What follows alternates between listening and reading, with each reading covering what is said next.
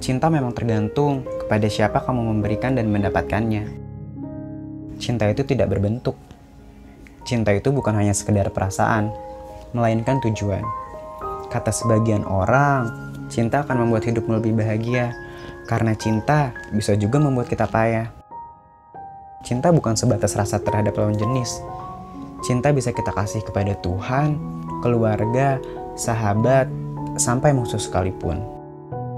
Cinta tidak bisa dibeli, cinta tidak bisa dilihat, dan cinta tidak bisa ditunjukkan. Tuhan adil ya, karena tidak semua makhluknya bisa merasakan cinta jika cinta dianalogikan seperti hal tersebut. Oleh karena itu, cinta hanya bisa dirasakan. Jika kamu belum merasakannya, coba pikir kembali, mengapa kamu bisa hidup sampai detik ini? Bukankah itu bentuk cinta nyata Tuhan terhadapmu? Cinta bukan sebatas aku sayang kamu atau aku cinta kamu. Cinta adalah kemauan untuk berkembang, kekuatan di saat akan tumbang, dan sinergi untuk tetap berjuang. Ngomongin cinta emang gak ada habisnya ya.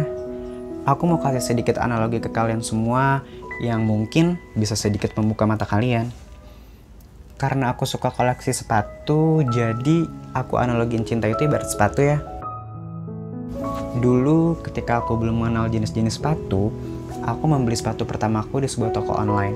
Pada saat itu, aku langsung jatuh cinta saat pandangan pertama. Bagaimana tidak, sepatunya bagus, pasti kalau dipakai keren. Pikiranku pada saat itu. Padahal aku tidak tahu itu ukuran berapa, itu cocok digunakan untuk apa, dan kira-kira aku butuh nggak ya? Namun, karena hasrat untuk memiliki, jadi sudahlah aku beli saja. Ketika sudah sampai di rumah dan aku buka, ternyata sepatunya kebesaran. Karena aku suka, jadi aku tetap memakainya. Aku tetap memakainya walau sakit, aku tetap berjalan dengannya walau sulit. Sampai-sampai temanku bilang, sepatumu kebesaran ya? Aku hanya senyum-senyum malu pada saat itu. Ternyata, hal yang tidak cocok buat kamu, sebesar apapun kamu menginginkannya, tetap tidak akan bisa.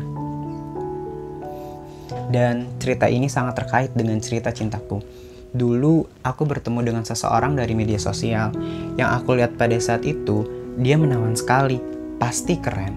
Dan sialnya, dia juga sefrekuensi denganku pada saat itu. Namun, setelah berjalan cukup lama, ternyata dia bukan orang yang aku cari. Dan nampaknya aku juga bukan orang yang dia cari. Namun karena ego untuk memilikinya cukup besar, aku tetap berjalan walau menyesalkan dan berbahagia walau menyakitkan. Sampai akhirnya aku sadar bahwa aku tidak bisa memaksakan apa yang tidak ditakdirkan untukku.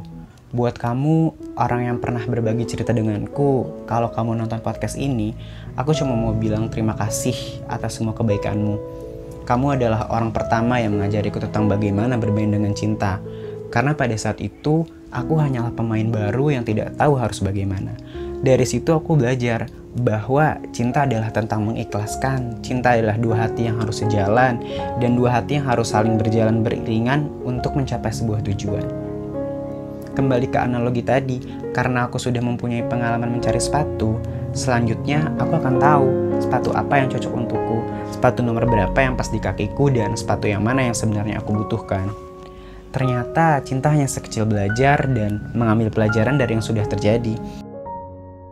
Buat kamu yang masih berpikir kalau jodohnya tak kunjung datang, mungkin memang belum sekarang.